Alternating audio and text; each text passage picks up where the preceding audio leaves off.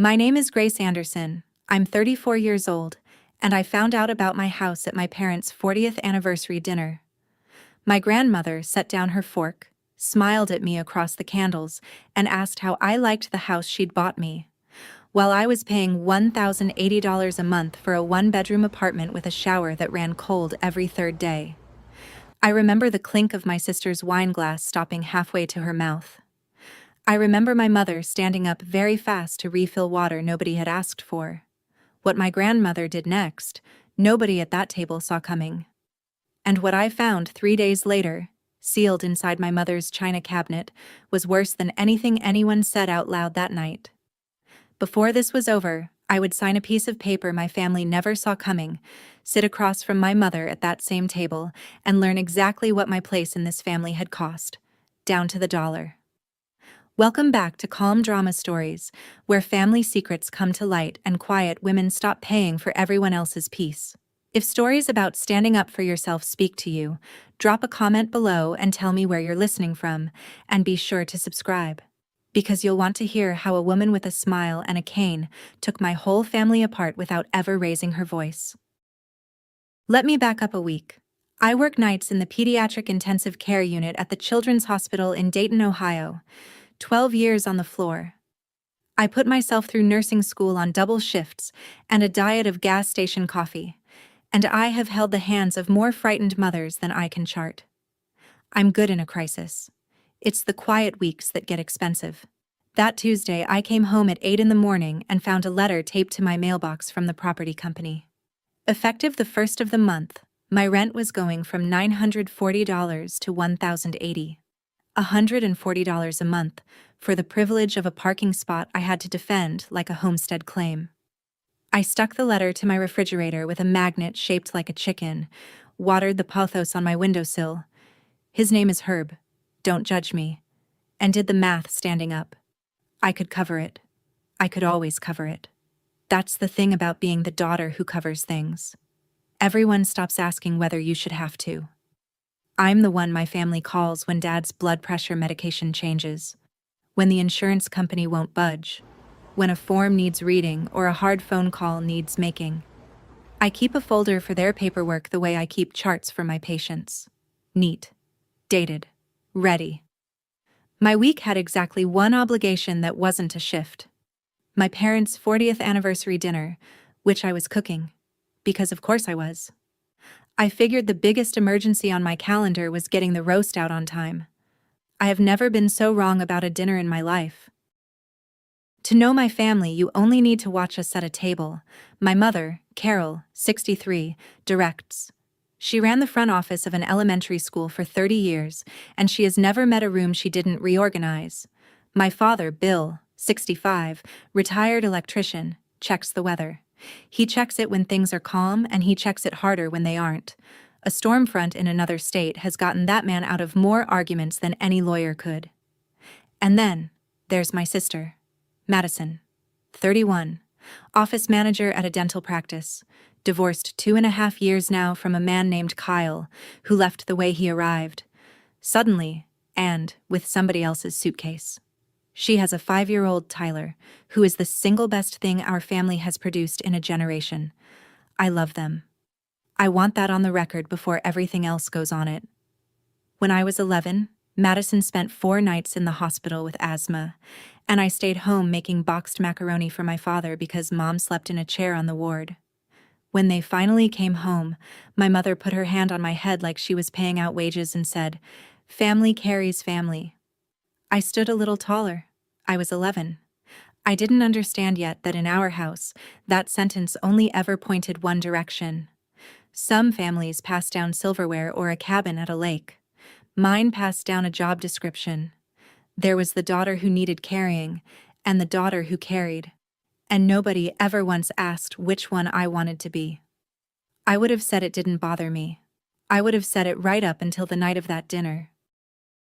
There was a precedent, and I want to be honest about it, because for years I told myself it was a one-time thing. When I was 17, I had a college fund. It wasn't big. Some savings bonds from my grandparents, birthday money, 3 summers of lifeguard wages. My mother banked for me so it stays safe. The winter I was filling out applications, Madison cracked 2 front teeth on a trampoline, and the orthodontist's estimate read like a mortgage. Braces. Oral surgery. My mother sat me down at the kitchen table and explained that the family was going to borrow from my fund, just for now, and that I was the one who could handle it. I said no. I want you to know that. 17-year-old me looked her in the eye and said that money was mine, and she said something I'd hear again half my life later. She said the account was in her name. Honey. Custodial. For my own protection. There was nothing a minor could do about a custodial account, and by the time I wasn't a minor, the account wasn't anything at all. I worked nights, did 2 years of community college, and walked into nursing school owing nobody in that house a cent, which I mistook for winning. Nobody ever called it stealing. It was borrowing, shifting, helping, tiding over. My family moved money the way rivers move, quietly, downhill, always toward Madison. And here's the part that matters. I knew all this. I wasn't a fool with stars in her eyes. I just believed the river only ran through accounts, through birthday envelopes, through small things. I believed there was a line somewhere they wouldn't cross. There was no line. The anniversary dinner was my production, naturally. 40 years of marriage, held at my parents' house in Beaver Creek, 20 minutes from my apartment. I took the Friday off, ordered the cake, ironed the tablecloth my mother swears is heirloom Irish linen and is absolutely from a department store in 1989. And I picked up my grandmother from the airport, Ruth Calloway, 84, my mother's mother, flying up from Sarasota, Florida, where she'd moved to a senior community after my grandfather Walt died 3.5 years ago. They'd farmed soybeans outside Zinnia for 50 years, and after he passed, she sold the place, the house, the barn, the 60 acres, and headed for Sunshine. She came off that jet bridge with a cane she used like a walking stick, not a crutch, wearing lipstick and a good wool coat in April. My grandmother has a spine you could plumb a wall with. She hugged me hard at the curb and held on 1 extra second, which I noticed and filed away the way nurses file things. In the car, she asked about my shifts, about Herb the Pothos, about whether my mother still rearranged other people's kitchens. She did not ask about Madison, which was unusual. At the house she kissed everyone, praised the roast, and then sat quietly in the good chair while my mother narrated the flower arrangements. I caught her looking around the dining room slowly, corner to corner, the way you look at a bill before you sign for it. I thought, she's just old. She's just tired from the flight. I've replayed that look 100 times since. She wasn't tired. She was counting something. And whatever it added up to, it didn't match. Dinner started the way our dinners always start. My father telling the story of the day they met, my mother correcting it, everyone laughing on schedule. Madison had Tyler show off how he could write his whole name, first and last, plus a dinosaur, and honestly, it was the best moment of the night. Somewhere between the roast and the salad, Madison mentioned she was redoing the back patio. At my house, she said, easy as breathing, pavers, maybe a fire pit. My mother beamed. My father said pavers were smart, low maintenance, and I, because I apparently cannot let a quiet moment live, laughed and said, well, don't hire me. My landlord just jacked my rent $140, so my patio budget is a lawn chair on a parking spot. It was a joke. Everybody chuckled. Everybody except my grandmother. I was watching her because I'd been watching her all night, and I saw the joke land on her like weather. She stopped chewing. She looked at me. Not a glance. A look. The kind she used to aim at a soybean field before a hailstorm. And then she looked at my mother, and something in her face closed like a ledger. She set her fork down slowly, deliberately, the way you'd lay a flag on a coffin. The table kept talking. Tyler wanted more rolls. My father was saying something about sealant. And over all of it, my grandmother sat perfectly still with her hands folded, waiting for a gap in the noise, patient as frost. I felt it coming before I had any idea what it was. 12 years in an ICU teaches you the sound a room makes right before the alarms go off. The gap came when my mother stood to clear the salad plates. My grandmother smiled, And I want to be precise here, because that smile is burned into me. She smiled the way you smile at a child you love who has just told you an obvious lie. Then she turned to me and said, "So, how do you like the house I bought you?" I blinked. What house? I still live in my tiny apartment. I actually laughed a little when I said it because I thought it was the setup to a joke, or a slip. The beginning of something we'd gently steer around the way you do with grandparents. Nobody laughed with me. The room went silent. And I mean, silent. Fork scrape, silent. Furnace hum, silent. And then every eye at that table turned to my parents. Not to Grandma. To my parents. That's the detail I keep coming back to. Confusion looks up. Guilt looks at each other. My mother was standing with the water pitcher in both hands, pouring into a glass that was already full, water climbing the rim, and she said, "Mom, you're tired. It's been a long flight," in a voice I had never heard her use, high and smooth at the same time, like a customer service recording. My father studied the door to the garage as if the weather might be in there. Madison stared at her plate so hard I thought she'd crack it.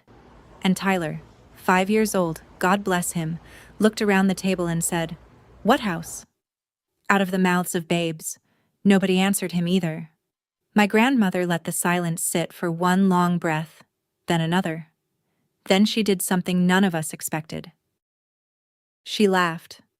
My grandmother, who had just dropped a live grenade in the middle of a 40th anniversary dinner, waved her own question away like smoke and said, "Old age. Don't mind me. I get my stories crossed." Then she lifted her glass, wished my parents 40 more years, and asked for the potatoes. The whole table exhaled at once. My mother laughed too loud. My father found his appetite. Madison started breathing again, and within 5 minutes the dinner had closed over the whole like pond water. Everyone bought it. Everyone except me, because I was still watching her hands. My grandmother's hands were dead steady. No tremble, no flutter, no confused old woman anywhere in those hands. She ate her potatoes and told a story about my grandfather and a stubborn heifer, and her eyes stayed cool the entire time.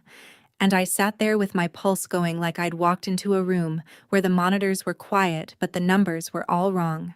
When the cake was cut and the coats came out, my mother announced that Bill would run Grandma back to the Fairfield Inn. My grandmother pulled on her gloves without looking up and said, "Grace will take me." Not a question. My mother opened her mouth, and my grandmother added, "She's on my way." Nobody is on anybody's way in Beaver Creek. We drove the first 10 minutes without a word, past the dark strip malls, her cane across her knees like a rifle. In the hotel parking lot she finally turned to me, and there was nothing confused in her face at all. "I'm not addled, Grace, and I'm not tired. 2 years ago, I sold the farm and wired your mother $185,000 for a house, for you." We sat in her hotel room until almost 1 in the morning, and she laid it out the way she used to lay out seed invoices. In order, no drama, every number face up. After Grandpa Walt died, she sold the farm for $410,000. She banked her half of a life and asked herself what the rest was for. And what she wanted, she said, was to see her money do some good while she was alive to watch. Madison had gotten the wedding, years back, the big one, the open bar. I had gotten a card. Grandma knew it, had always known it, the way she knew which field flooded first. So the plan was this: a house for Grace, bought quiet, handed over on my 32nd birthday with a bow on the mailbox. She'd just had her knee replaced that spring. She couldn't fly, couldn't stand at a closing table in Ohio. So when my mother volunteered to handle everything, the search, the paperwork, the keys, Grandma thanked God for a capable daughter and wired the money north. $185,000, with the purpose written right on the transfer memo. Then she waited for her phone to ring. It never did. What arrived instead, 2 weeks after the closing, was a thank you bouquet. Lilies and white roses, a florist's card signed with my name. "I kept that card," she said, and pulled her purse into her lap. "It's the only thank you I ever got from you, And it didn't sound like you. You'd have called me. You'd have cried and made it awkward, like a proper granddaughter. She held the little florist card out to me, and my hands went cold. I had never sent my grandmother flowers in my life. Somebody had been writing my lines for 2 years. I wanted to know what else I'd said. Here is how you keep a stolen house standing for 2 years. You build a fence around every conversation. My mother had told Grandma a story, and the story was me. Grace is overwhelmed, Mom. Grace is private about money. You know how proud she is. And the load-bearing beam of it. Grace begged us to keep the house quiet. Because Madison just went through the divorce, and she can't bear for her sister to feel small. Don't mention it on the phone. Let Grace bring it up when she's ready. My grandmother, a woman raised on tact the way other people are raised on scripture, honored that for 2 years. She thought she was protecting me. Every polite silence was a brick, and my mother had gotten my own grandmother to lay them. Once, early on, Grandma slipped.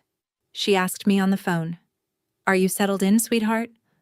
I'd just moved apartments that fall. The new 1-bedroom, the cold shower. So I chirped, "Yes, I love it. It's small, but it's mine." My mother was apparently in the room in Sarasota when Grandma repeated that back later, wondering out loud why I'd called a 3-bedroom small. And my mother laughed and said, "That's Grace. She'd call a castle cozy," and changed the subject. When Grandma's doubts got louder, no photos, no housewarming, no address for Christmas cards that wasn't my old one, my mother had an answer for that too. "Mom, you were on pain pills half that year. You're remembering it sideways." They used her new knee against her. They used my own voice against her. Let me ask you something before I go on, because I've wondered about this every day since. Has your family ever written your lines for you? Thanked somebody in your name? Stayed silent in your name? Apologized in your name? Tell me in the comments and subscribe, because what I found 3 days later in my mother's china cabinet I am still not over. In that hotel room, my grandmother asked me the only question that mattered. "What do you want to do, Grace?" I didn't answer her right away, and she didn't push. She just told me one more thing, and it's the thing that finally got through the professional calm I wear like scrubs. She said that when she wired the money, she also wrote a card. By hand, at her kitchen table in Sarasota, with the good pen Grandpa gave her the year they paid off the tractor. She sealed it, wrote my name on the front, and mailed it to my mother with one instruction. "Give this to Grace, with the keys." She even remembered what she wrote, word for word, because she'd drafted it twice to get it right. "For Grace, so you never have to ask anyone for a roof again. Love, Grandma." So you never have to ask. She said my grandfather hated debt more than hail, and that the two of them used to lie awake in the bad years listening to the mortgage breathe down the hall like a third person in the house. A roof nobody could call in. That was the whole gift. That was the entire point. I asked her if she'd ever seen that card again, and she said no. She assumed it was in a drawer of mine somewhere, saved, because that's what I'd do. She was right. That is what I'd do. I have every card she's ever sent me, rubber-banded in a shoebox with the sympathy notes from Grandpa's funeral. There was no card in my shoebox, because the card had never reached me, and until that night I hadn't known to miss it. I stood up and got my coat. She asked where I was going at midnight, and I heard my own voice come out flat and level, my code blue voice. "I need to see the house. Tonight." The address was easy to find. I'd been mailing birthday cards to it for 2 years. 214 Meadowlark Lane, Fairborn, 15 minutes from my parents' place. I parked across the street at 10 past midnight and sat there with the engine ticking. A small brick ranch, 3 bedrooms, the porch light burning gold over a welcome mat shaped like a sunflower. Madison's wind chimes, the ones from her old apartment balcony, hung by the door, dead still in the cold. On the driveway, in fading sidewalk chalk, somebody small had drawn a rocket ship and a stick family of 2. I sat in my car looking at my house with my sister's whole life inside it, and the worst memory of the night rose up quiet as floodwater.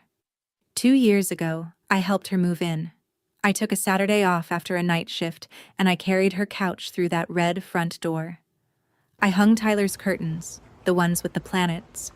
I brought a housewarming gift, a cast iron skillet, because Madison never owns one. And I stood in that kitchen drinking store-brand lemonade while my mother told everyone how blessed we were that the down payment had worked out. I'd asked, once, where the money came from. A little 3-bedroom, no mortgage sign, no lender's paperwork on the counter. And my father, checking the weather on his phone, said Grandma's land money helped. Some of Grandpa's old parcels. You know how it is. It had sounded exactly true. It was even half of it true. I carried boxes into my own stolen house and thanked them for letting me help. My phone lit up on the passenger seat. My mother. Coffee tomorrow? Just us girls. We should talk about Grandma. She's been confused lately. I went to coffee. I want to be clear that I went knowing, and I sat in my parents' kitchen in Beaver Creek with my hands around a mug I didn't drink from, because the nurse in me wanted vitals before a diagnosis. My mother worked through her opening like she'd rehearsed it in the shower. Grandma's getting up there. Grandma's been muddled since the knee, since Walt, since the move. Grief does strange things. It might be time to talk about her affairs. As a family. She said, as a family, the way some people say amen. Then she reached across and squeezed my wrist and said the money question was complicated, sweetheart. That Grandma's gift had really been for both you girls, in a way. That Madison had nowhere to go after Kyle left. There was a baby to think about. And things had just moved fast. I let her finish. My father passed through the kitchen once, said something about rain moving in Thursday, and evaporated into the garage. I asked one question, and it wasn't rhetorical. Whose name is on the deed, Mom? She refilled my mug I hadn't touched. Houses, names, that's just paperwork, Grace. What matters is, family has a roof. There it was. My whole life, in one sentence. What's mine is paperwork. What's hers is a roof. And while she said it, her eyes did something I might have missed if I hadn't spent 12 years watching monitors instead of faces. They flicked, once, to the china cabinet in the dining room. The tall oak one, the one with the drawer where 40 years of this family's paper lives. Then the phone rang, the neighbor about the fence line, and my mother stepped out to the yard with her voice going bright. I stood up. I know that drawer. I've done their taxes at that dining room table for 10 years. I know it the way I know the crash cart. 3rd drawer down, deeds and titles in the green folder, insurance in the red. I'm not going to pretend my hands weren't shaking. The green folder had a new manila envelope in it, unlabeled, and inside that envelope was the whole machine. The settlement statement for 214 Meadowlark Lane, closed 25 months ago. Purchase price? $185,000, paid in full, no lender. The deed, recorded at the county, grantee's name typed clean as a verdict, Madison A. Brooks, unmarried woman. A printout of the incoming wire from Ruth Calloway, and there in the memo line, in my grandmother's dictation, the words, for Grace's house. And underneath all of it, at the bottom of the envelope, a small square shape I knew before I touched it. A greeting card envelope, ivory, gone soft at the corners. Just my name on the front in my grandmother's upright farm ledger hand, Grace, still sealed. 2 years in a drawer, 8 feet from where the family eats Thanksgiving, and nobody had even bothered to open it. I don't know why that was the thing. Not the deed, not the wire. But that was the thing. I photographed every page with my phone, put the folder back exactly as I found it, and I took the card, because it had my name on it and it was mine. I read it in my car in the driveway. For Grace, so you never have to ask anyone for a roof again. Love, Grandma. I was still sitting there when my mother tapped on my window, waved, warm as July, and said through the glass, "Family carries family, Grace. Remember that this week." Then she smiled and went inside, warm as ever. A work order, delivered with a wave. I gave it one day. Then I knocked on the red door I'd once carried a couch through. Madison answered in dental office scrubs with her hair in the same crooked bun she's worn since middle school, and when she saw my face, she stepped back like the porch had tilted. We did it in the kitchen, quietly, because Tyler was building something loud out of blocks in the living room. I asked what she knew, and to her credit, the only credit I could give her that day, she didn't perform. She knew the money came from Grandma's farm sale. Mom had told her Grandma wanted to help while she was still alive to see it. And when Madison asked once whether she should call and thank her, our mother said no. Grandma hates a fuss, honey. Don't make it weird. It's handled. So she didn't ask again. She signed where the title company flagged and moved her broken life into a free house and chose, every single day for 2 years, not to wonder why a farm-proud 82-year-old woman had never once come to see the thing she bought. "Would you have asked?" she said, and her voice cracked. "If it were you? A house, Grace. I had a baby and half a savings account, and Kyle took the car." Then Tyler ran in holding a dinosaur sticker sheet, demanded I wear the Triceratops, and ran out again, and we both stood there while the argument died of shame. Madison wiped her eyes with her wrist. "What do you want me to do? Rip up the deed? Put Tyler on the street?" I looked at the sticker on the back of my hand. It's easier to be angry at people who don't hand you dinosaurs. I told her the truth. I don't know yet. I went back to work because the ICU is the one place where my job description is written down. 2 nights later, we stabilized a 9-year-old who'd come in from a rollover on Route 35, and at 4 a.m, his mother, a stranger, a woman whose name I'd known for 6 hours, gripped my hand at the elevator and thanked me like I'd built the hospital myself. I stood there thinking, strangers thank me more than my family ever has. On break, I told Dana Whitfield the whole thing over vending machine coffee. Dana's been a nurse for 15 years and has the bedside delivery of a nail gun. She listened all the way through, then said, "You know what you're doing right now? You're triaging them, assessing, stabilizing, managing the family's pain." She crushed her cup. "They're not your patients, Grace. You're allowed to be the one bleeding." I drove home, my own apartment, my own cold shower, and I did the only thing I know how to do when the numbers are all wrong. I charted. I opened my laptop and built a timeline, because nurses chart for a reason. Memory lies. So do mothers. Every entry got a date and a source. The farm sale. The wire. 25 months ago. Memo line and all. The closing. The deed. The recorded transfer. The florist card. The phone call where my "I love it" got clipped out of my mouth and stitched into their story. My rent letter. Their patio pavers. When I was done, it was 4 pages, no adjectives, and it read exactly like what it was. Not a misunderstanding, not a family being complicated. A plan, executed by people who knew me well enough to know I'd be too useful to suspect them. My grandmother, it turned out, had not spent 2 weeks in Ohio just to eat cake. Before she'd even boarded the flight north, she had found herself an estate attorney in Dayton, Patricia Vance, a woman of about 55 who wears reading glasses on a chain and wastes absolutely nothing, including sympathy. I drove Grandma to the appointment and planned to wait outside, and Grandma said, "You'll come in. It's your gift." And that settled the seating. Vance went through my timeline page by page like a surgeon reading films, and when she got to the wire memo, she actually tapped it twice with her pen. For Grace's house, in writing, on a bank record, with corroborating emails and a handwritten card. She looked up.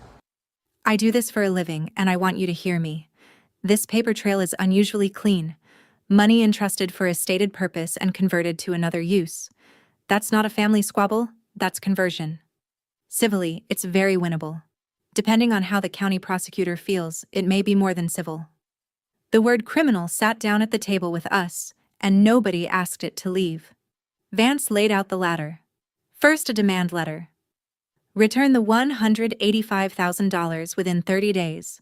Then a civil suit if they stalled, with a referral option on the table. Then my grandmother did the thing I didn't expect, the second time in a week. She folded her hands, looked at Vance and said, "None of it moves without Grace. It was her gift. She decides how hard we swing." Everyone turned to me. I asked for a few days. I drove home, walked up my stairs, and found 6 voicemails waiting, all from my mother. I called her back once that night, and I'm glad I was sitting down. It went in stages, like watching weather move across a field. Stage 1 was outrage. A lawyer, Grace? You took your grandmother to a lawyer? Over family? As if the lawyer were the crime and not the thing the lawyer was for. Stage 2 was revision. It was a misunderstanding. The gift was always meant flexibly. And then, I swear this is true, she tried. We did it this way to protect you from the gift taxes. I do the paperwork in this family, so that one didn't survive contact. I said, there's no tax on that gift, Mom.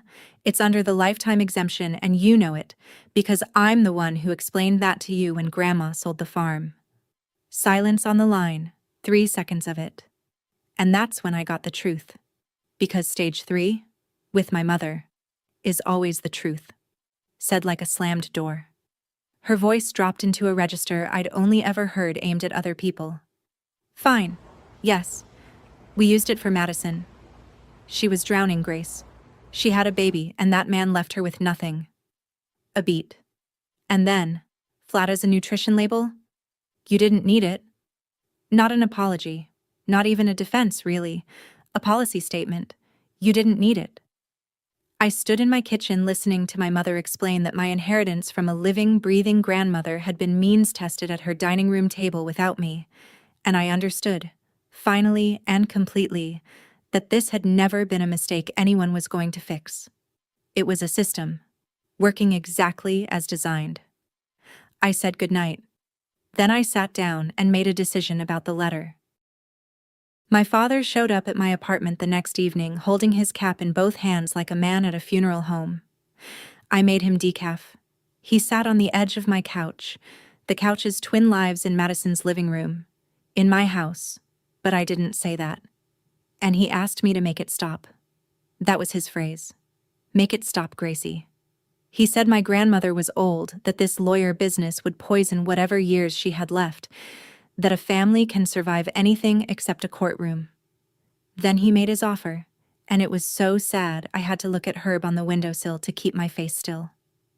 Tell her it was a misunderstanding. Tell her you knew about the house and you were fine with it. She'll settle down. She'll rewrite whatever she needs to rewrite. Madison keeps a roof, and I will pay you back myself. Every cent. I promise you that. A 65-year-old retired electrician on a fixed pension, promising me $185,000 in the same voice he used to promise the water heater had another winter in it. I asked him the only thing I actually needed to know. You were at the closing, Dad. You knew the deed said Madison. 2 years of Sunday dinners, and you watched Grandma get managed like a bull in a chute. Why? He looked at his shoes for a long time. Your mother was sure it was right, he said finally. And you're strong, Gracie. You've always been the strong one. Madison isn't. There it was again. The family math. The whole cosmology. He hugged me at the door on his way out. I love my father. That hug felt like a receipt. Madison came the day after, and she brought Tyler. And I will never fully forgive her for that, because it worked the way she knew it would. Tyler barreled in with a drawing. My house, he announced, a brick rectangle with a red door and a rocket ship, and off to the side, holding a stick balloon, a tall figure labeled Aunt Grace. He put it on my refrigerator himself, under the chicken magnet, right next to my rent letter, and then went to negotiate with Herb. Madison stood in my kitchen and half apologized in the way our family apologizes. Sorry as a preamble, sorry as throat clearing. Then she got to it. Mom says if you sign a letter saying you knew, that you were okay with it, this all goes away. Grandma calms down. Nobody sues anybody. We're a family at Christmas. She even had the grace to look sick while she said it. I asked if she'd read the letter. She said Mom had it ready, that it was short. Of course it was short. It only had one job. To move the lie out of their mouths and into mine. Signed. Notarized. Permanent. My mother had asked with a work order. my father with a promise he couldn't keep, and now my sister with a 5-year-old and a crayon drawing. 3 people I love. 1 week. All holding out the same pen. If you've ever held that pen, if the piece in your house always seemed to cost exactly one person everything, and that person was you, tell me in the comments what you did, because I read everyone. And stay with me, because Saturday came, and I didn't bring a pen. Here's what I keep circling back to, though. Everyone in my family suddenly wanted my signature. Nobody had ever once wanted my name on anything before. The night before I decided, I sat with my grandmother in her hotel room, and she told me where all of this started, because she said I deserved to know what I was actually up against. It wasn't greed, she said. It was older than that. When my mother was 16, my grandfather's tractor rolled on the back slope of the Zinnia place and took his left leg below the knee. 1979. No disability check for a self-employed farmer, no neighbors who could spare more than a casserole. So my grandmother did what the ledger demanded. She took the night shift at the fairgrounds cannery and handed Carol, age 16, the house keys and 2 little brothers. I'd leave at 4 and come home at 2 in the morning, she said, and the dishes would be done and the boys would be fed, and I would tell her, every night, Grace, like a prayer, "You're my strong one." I thought I was giving her a medal. She looked down at her hands, at the wedding band gone thin as wire. I was giving her a bill. She paid it for 6 years and nobody ever paid her back, and she has spent 40 years since making sure the bill lands on somebody, because if the strong one doesn't have to carry it all, then what was her girlhood for? She met my eyes. I invented the thing that's eating you. I taught your mother that love in this family flows toward whoever's drowning, and the swimmer gets a compliment. She was quiet a moment. I'm 84. I don't have time to be tactful anymore.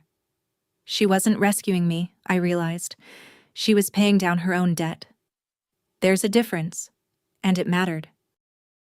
The letter arrived in my mailbox the next day, hand-delivered. No stamp, just my name in my mother's handwriting, which tells you she drove 20 minutes to avoid saying any of it to my face. Inside was a single typed page, drafted for my signature. I, Grace Anderson, was informed of and consented to the use of funds provided by Ruth Calloway toward the purchase of the property at 214 Meadowlark Lane. It read like she'd typed it with gloves on. Clipped to it, a sticky note in her round, cheerful hand. Sign it and come to Sunday dinner. We'll put this behind us. Behind us. As if the last 2 years were a pothole and not a road they'd paved themselves. I sat at my kitchen table that night with 3 pieces of paper laid out in a row, and I'm not ashamed to say I sat there a long time. On the left, the letter. Sign it and I keep my family, whatever that word was still worth. Every holiday intact, every Sunday dinner warm, and the lie becomes load-bearing forever, with my name holding it up. In the middle, my phone, open to the photos of the deed and the wire. On the right, my grandmother's card, ivory and soft-cornered. So you never have to ask anyone for a roof again. 2 versions of me on one table, the one who covers things, and whoever was on the other side of that. Around midnight, I noticed the strangest thing about the letter, the detail my mother would never understand. It was the first time in 34 years that anyone in my family had needed something only I could give. Monday morning, I called in a personal day. There was a signature I needed to give. It wasn't theirs.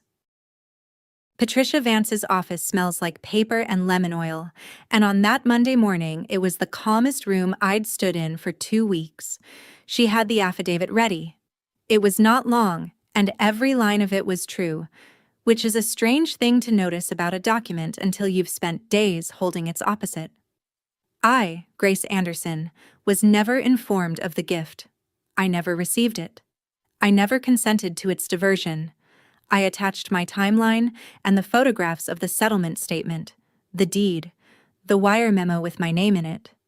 A notary in a cardigan watched me sign, stamped it with the little embossing squeeze that makes everything real, and that was that. No thunder. It felt, if you want the truth, like calling a time of death. The moment itself is quiet and procedural, and it only breaks you later, in the parking lot. Vance walked me through what came next in her flat, kind voice. The demand letter would go out that week. Certified mail. Return $185,000 within 30 days, or face a civil action for conversion, with all supporting documentation, meaning my affidavit, attached. They'll know it's you the moment they read it, she said, not as a warning, just as fact. I nodded. That was, in a way I couldn't have explained to her, the entire point. I had spent my whole life being the name my family never put on anything.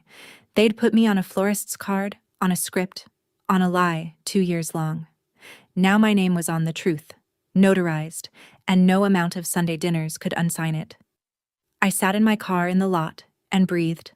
The letter would land in my mother's mailbox by Thursday. Thursday night, my phone started. The voicemails came in cycles, like contractions. Thursday night was fury. How could you, after everything this family has done for you, which was a sentence I turned over for a while like a strange rock. Friday morning was tears, my mother's voice wet and wounded, asking what kind of person sends lawyers after her own mother, which was a remarkable framing, given the direction the money had traveled. Friday night was ice. We got the letter, I hope it was worth it. Your father can't eat. I didn't call back. Not out of cruelty.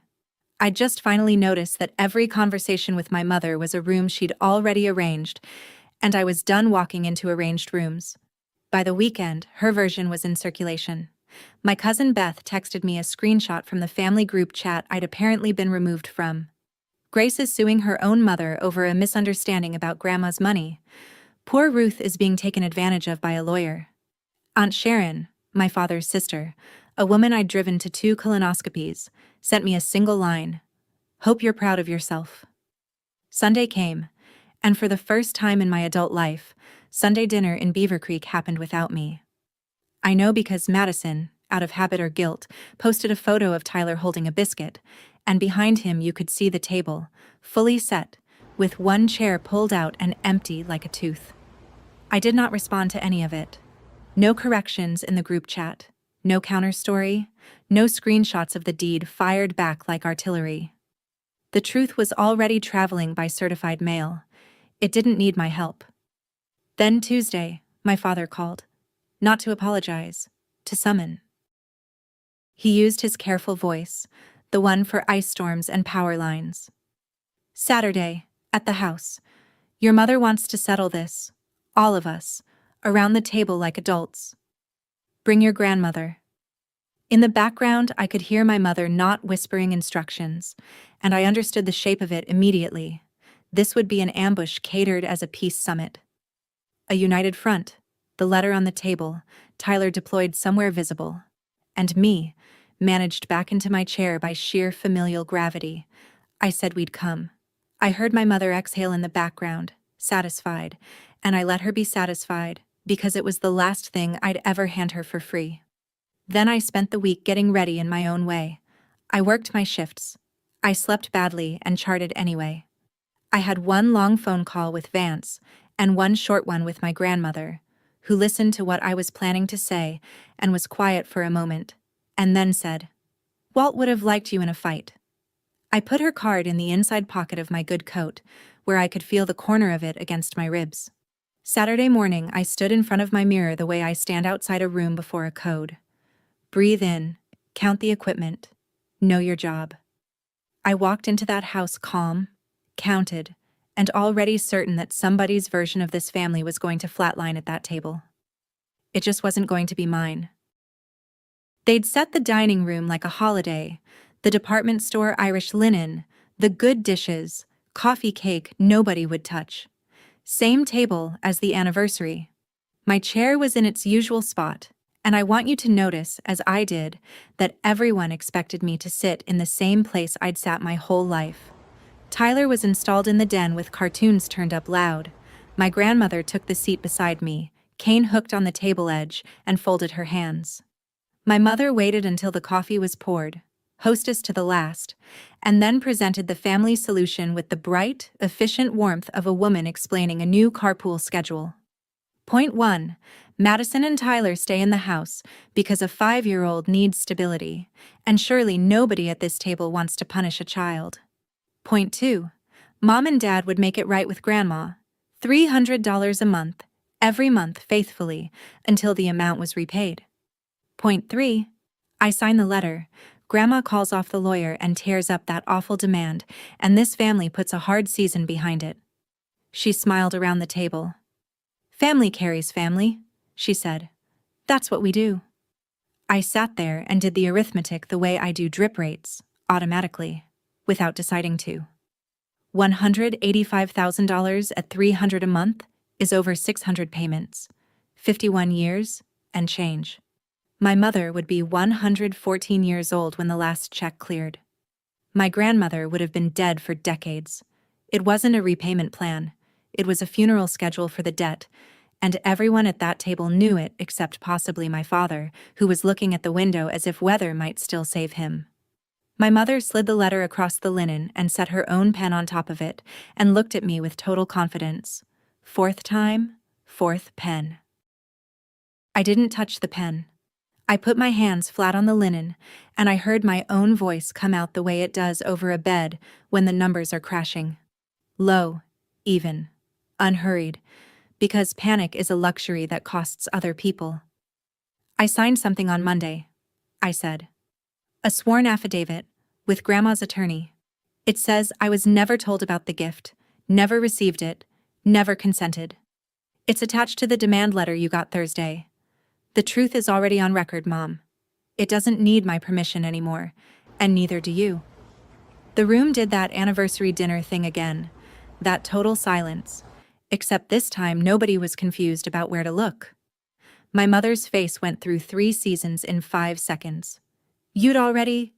She started and stopped, and I watched her understand that the summit had been lost before the coffee was poured, that I had walked in with the ending in my pocket.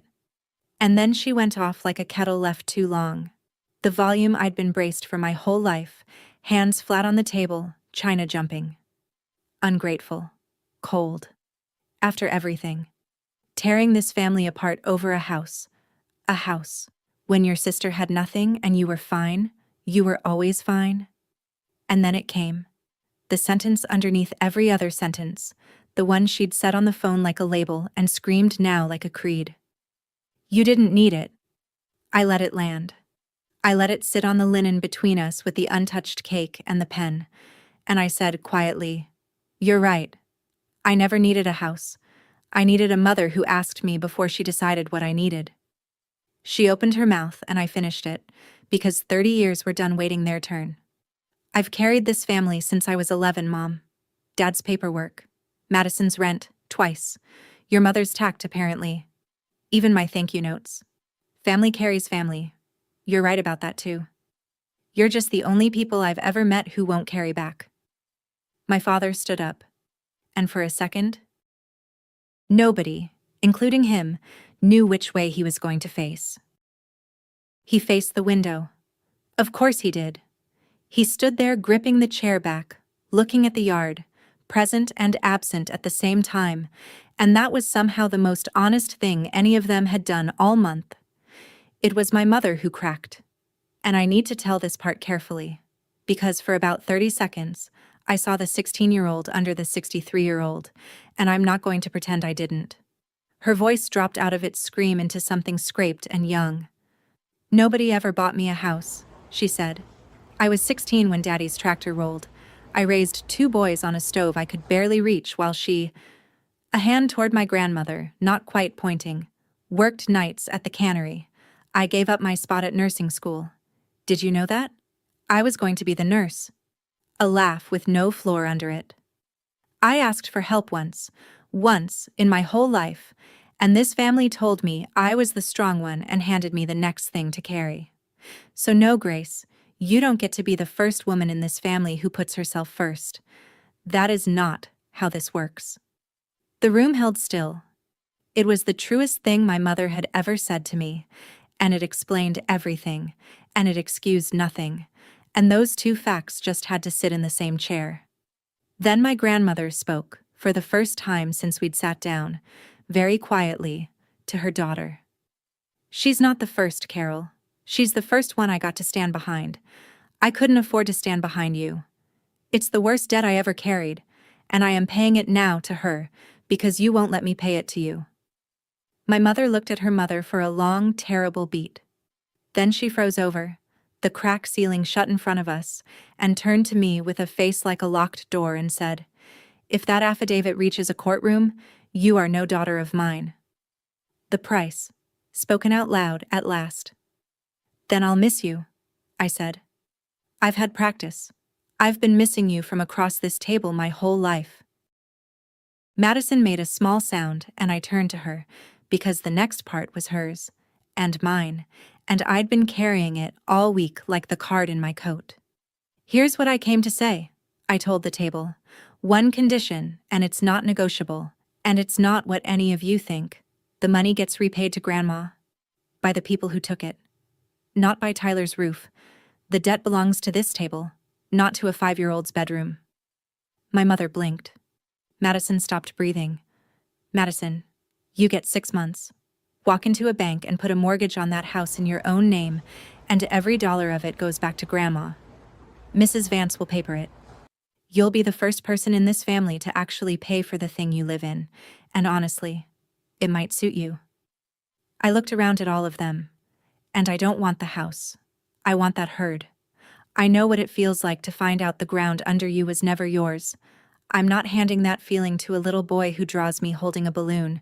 That's the whole difference between me and this family, and it's the only inheritance I actually need." My grandmother reached over and put her hand on mine, that thin wedding band pressing warm against my knuckles, and said to the room, in her seed invoice voice, "That was always the point of the gift, so she never has to ask." Then Madison cracked. Really cracked. Not the family half apology, but the whole thing. Ugly and wet. "I should have asked where it came from," she said, to Grandma first, then to me.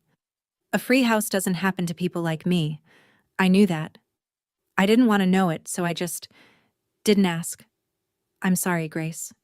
I've been sorry since the anniversary and too much of a coward to spend it." First honest sentence anyone in that family had spent on me in years. My mother said nothing at all. And her silence was new. Not the punishing kind she aimed, but the kind that happens when the script runs out and there are no more pages. I left before dessert. There was a symmetry to it I didn't plan and don't regret. A month earlier, I'd sat at that table while a lie collapsed over the cake, and now I stood up while the truth settled over it, and both times, nobody quite knew the etiquette. I kissed my grandmother's cheek. I stuck my head into the den, where Tyler was upside down on the couch, and told him I owed him a pizza, which is the only debt in this story that got settled that same week. My father followed me out onto the porch, the way he does, hands in pockets, scanning a clear sky for something to talk about instead. "She'll come around, Gracie," he said. "She just needs time. You know your mother." I did know my mother. That was the whole problem. I'd known her my entire life, and had only just now met her. "I'm not waiting anymore, Dad," I said, and it came out gentler than I expected, which is how I knew it was true. Waiting was the only thing I ever did for free. He didn't have a weather report for that. I got in my car, and my grandmother's card sat on the passenger seat where a person would sit, and I backed out of that driveway past the basketball hoop my father put up for Madison and never took down. In the rearview mirror, the porch light of the house I grew up in got smaller and smaller, and I kept waiting for that to hurt more than it did. 5 months. That's what it took for every piece of paper to find its right name, which is faster than Vance predicted and slower than my mother wanted. There was no courtroom. Certified Truth has a way of negotiating for you. Faced with a conversion suit they could not win and a paper trail with their own signatures on it, my parents refinanced the Beaver Creek house they'd owned, free and clear since I was in high school. It covered most of it. Madison covered the rest the way I asked. She walked into a credit union scared to death, with 2 years of dental office pay stubs and a folder I helped her organize, because apparently I can be angry at my sister and still alphabetize her tax returns. And she signed the first mortgage of her life, on the house she lives in in her own name.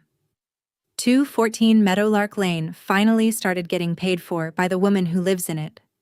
The wire back to my grandmother cleared on a Tuesday in October, $185,000, and Vance closed the file with no referral because the point had never been handcuffs. The point was the ledger, and the ledger was finally true. My mother has spoken to me once since that Saturday. A Christmas card, the kind with a cardinal on it, signed Mom. No note. I sent one back. Signed Grace. 2 women. One stubborn alphabet between them. Maybe that changes someday. The force that made her is still in her. I've stopped pretending I can nurse it out. My father calls on Sundays and talks about the Bengals and never, ever, about the weather in that dining room. Madison and I get coffee once a month. No scripts, both of us learning this strange new dialect of sisters who tell each other the truth. Tyler still has his rocket ship driveway. He'll never know what it almost cost.